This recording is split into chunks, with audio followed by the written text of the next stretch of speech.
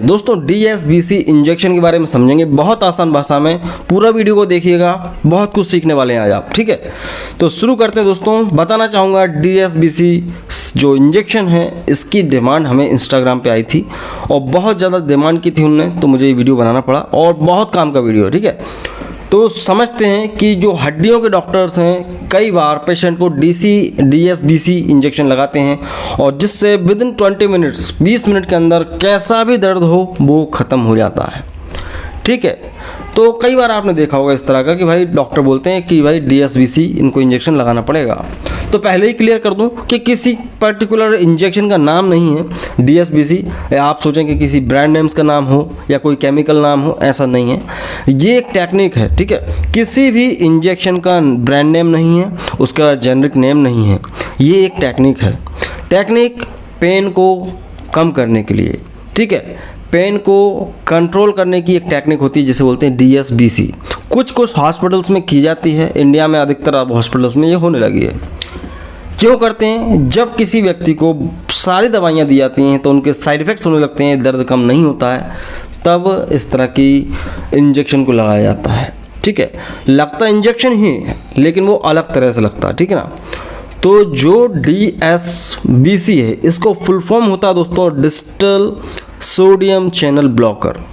ठीक है ना, तो ये पेन को कंट्रोल करने का एक सिस्टम है, एक टेक्निक है।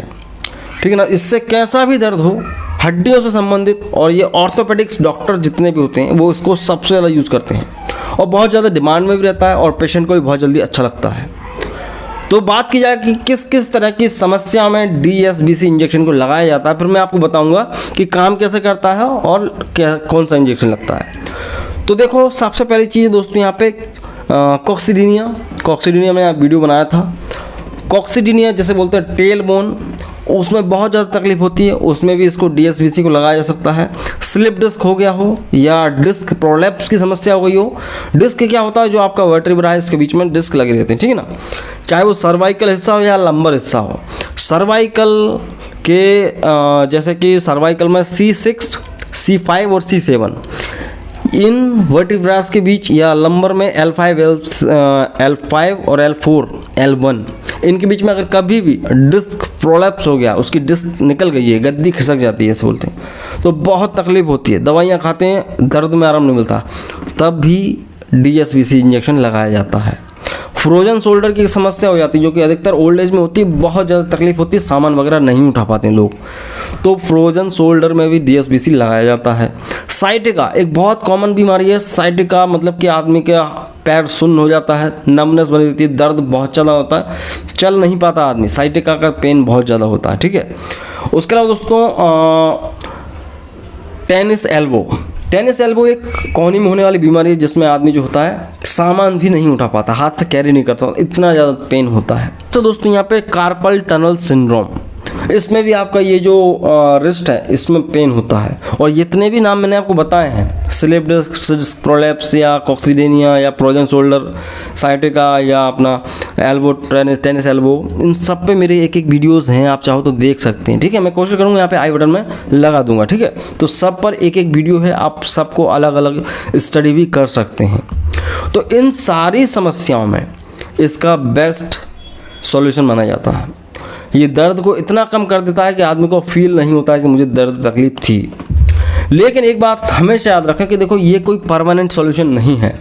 DSBC इंजेक्शन कोई परमानेंट सॉल्यूशन नहीं है और इसको जो है नस में नहीं लगाया जाता। ठीक है, इसको उसी लोकल साइट पे लगाया जाता है जहाँ पर तकलीफ हो रही है। ज़्यादातर आपके रीढ़ की हड्डी में ही लगाया जाता है, और अगर आपको साइटिका की प्रॉब्लम हो तो घुटने में लगाया जाएगा।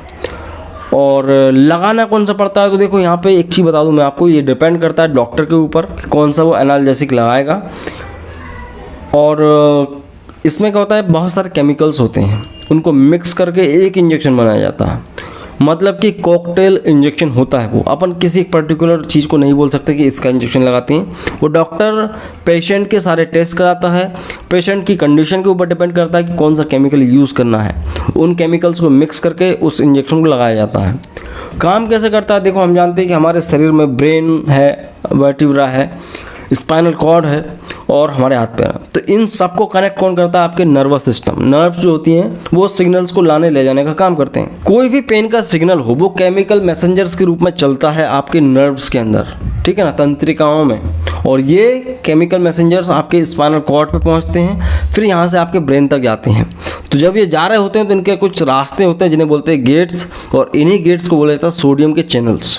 तो इन्हीं चैनल्स को ये बंद करता है ये इंजेक्शन।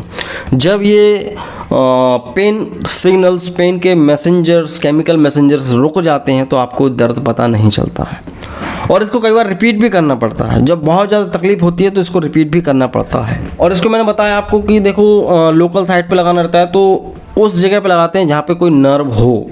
नर्व के आसपास ही इसको लगाया जाता है और बहुत अच्छे रिजल्ट्स हैं। और इसको लगाते वक्त ये भी कहा जाता है कि भाई आप प्रॉपर एक्सरसाइज भी करें और फिजियोथेरेपी भी करवाएं। कई बार क्या होता है कि हड्डियों के कुछ ऐसे रोग होते हैं जिनमें बोलते हैं डॉक्टर एक्सरसाइज करो, लेकिन पेशेंट के पास इतना तकलीफ है कि वो एक्सरसाइज नहीं कर पा रहा है, तब भी इस इंजेक्शन को लगाया जाता है DSBC। सो मैंने पूरी कोशिश की है बहुत आसान भाषा में आपको DSBC जो कि है distal sodium channel blocker injection के बारे में बताने की। तो वीडियो आपको ज़रा भी अच्छा लगा है तो प्लीज़ से लाइक करें, इससे हमें मोटिवेशन मिलता है और इस तरह की वीडियोस और बनाने की प्रेरणा आती है, ठीक है ना। तो डू सब्सक्राइब अगर आप हमसे जुड़ना चाहते हैं। मेडिसिन, बीमारियाँ, एलोपैथिक ड्रग्स, क्लिनिकल टिप्स और हेल्थ केयर की जानकारी के लिए सब्सक्राइब कर सकते हैं, ठीक। तो मैं मिलता हूँ आपसे अगले वीडियो में दोस्तों। जय हिंद, वंदे मातरम।